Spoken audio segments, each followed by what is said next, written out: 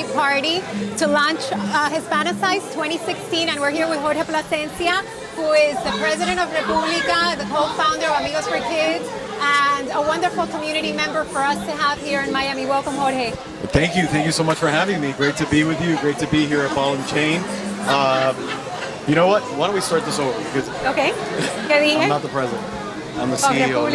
Luis is the president. Is the CEO. Okay, yeah, vamos. So you said CEO. Okay, está bien. Co-founder, CEO, whatever you want to say. Vamos. Hi everybody, we're here in Calle 8 at a venue called Ball and Chain at a wonderful party to launch Hispanicize 2016. It happens to be raining, but that just makes the party extra special.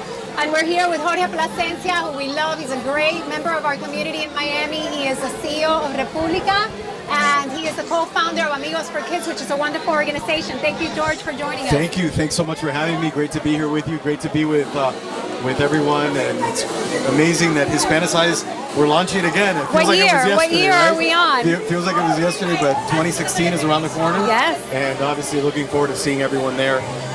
Next year it's going to be bigger and better than ever, like Manny says.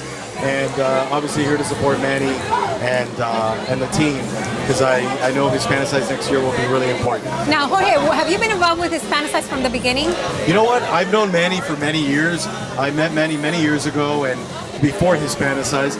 And you know, he came and talked to us about Hispanicize, the first one. I couldn't make that one in Dallas. Will Ferreira from our team was at that first Hispanicize in Dallas. But after that, especially ever since it got to Miami, I said, Manny, you've got my support, Republica support, anything we can do, you know, because at the end of the day, a rising tide lifts all ships. I believe that through Hispanicize, not only the industry, the media, all the agencies, or the brands, you know, we all come together and we're all about, you know, promoting each other, promoting the industry, and at the end of the day, making not only Miami, but making the entire, you know, multicultural Hispanic industry shine, and that's what I think is so important about Hispanicize. Well, why it's grown so much. I think I see you there every year. So tell me a little bit about your role through the years and your role coming to 2016. Well, you know, my role through the years is pretty much whatever, you know, is asked of me and of us. I chaired Hispanicize the first year it came to Miami, so I was proud to be a part of that team that kind of first launched it when it first came to Miami. And Republica and our team has been involved in different ways. Our clients have been involved. As you know, Toyota is you know, big sponsor of Hispanicize. Automotive sponsor Pat Pineda co-chairs the advisory board. So that's always great. Plus a bunch of our other clients have been involved. Google's been involved, Nielsen, Telemundo and NBC Universal, and many other clients see it as a great opportunity and a great platform to engage and to just connect with our community nationally. I'm very proud of it. I think it's a great event. You must be too. I am, because I think, again, it's one of the few, if not the only event that brings together, like I said, marketing, media, the bloggers, social, brands, music, film, all in one. And a Latino emphasis, which is needed in those industries. Right, you know, it's needed. So I think it's pretty awesome, and I know that folks love to come visit us here in Miami.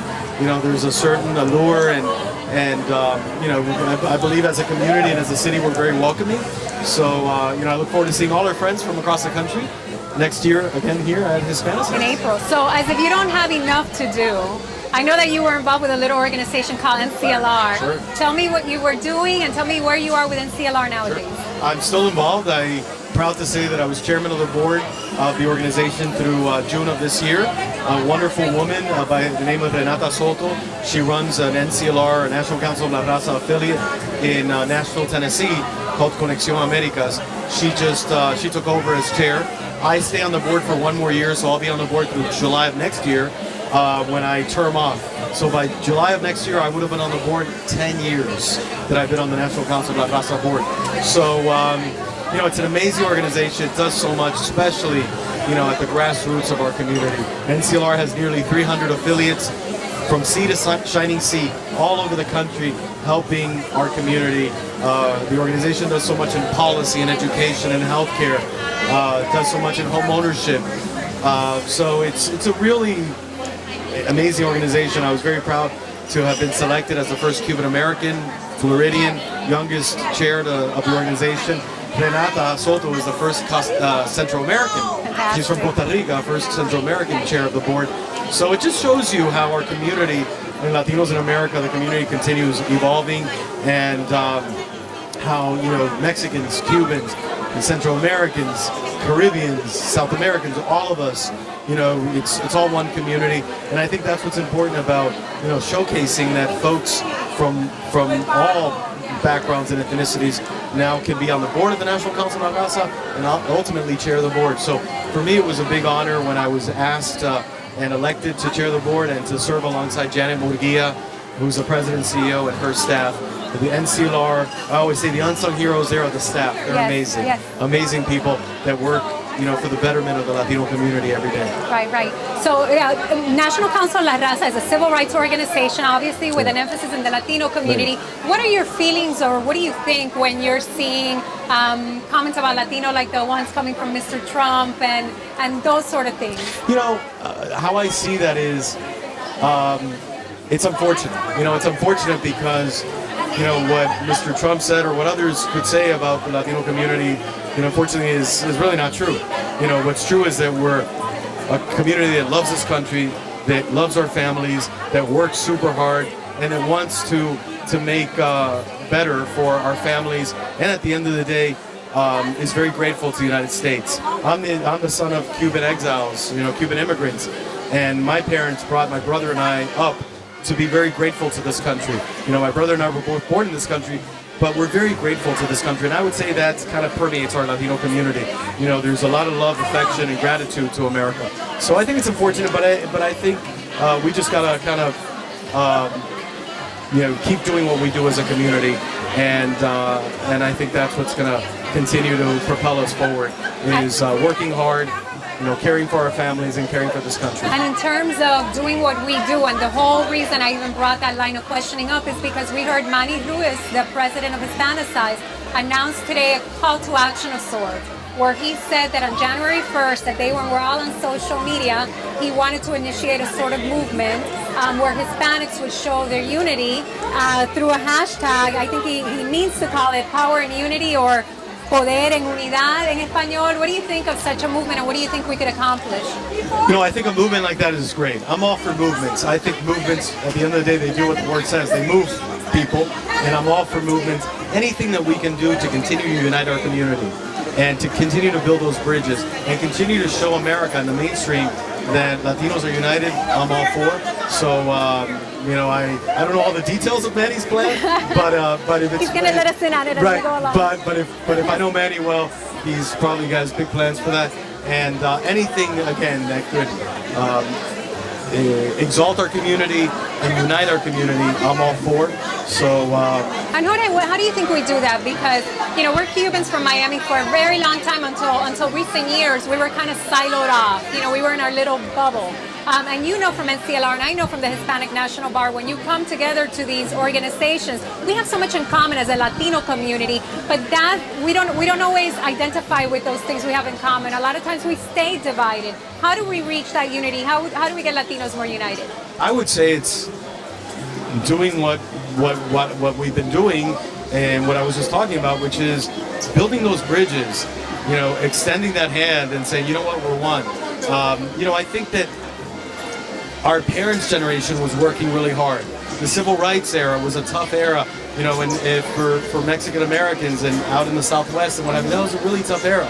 You know, our own parents coming over from Cuba, they were all these folks in the 60s, 70s that were fighting their fight.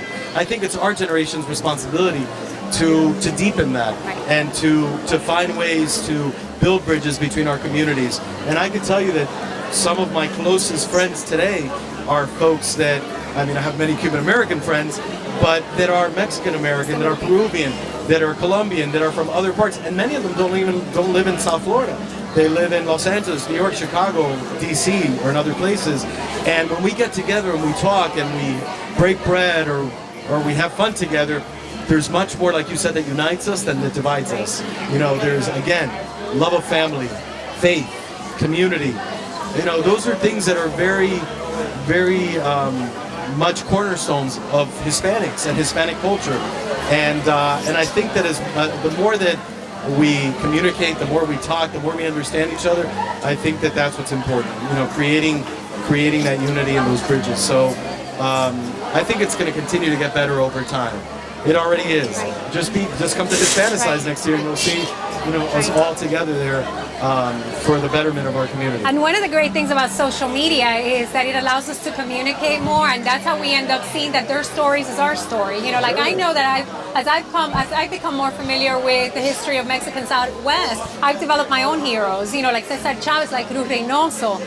These people could have been Cuban in their ideology and their. So there's a lot there, and we're starting with a hashtag on January 1st. So thank you, George, for talking to us.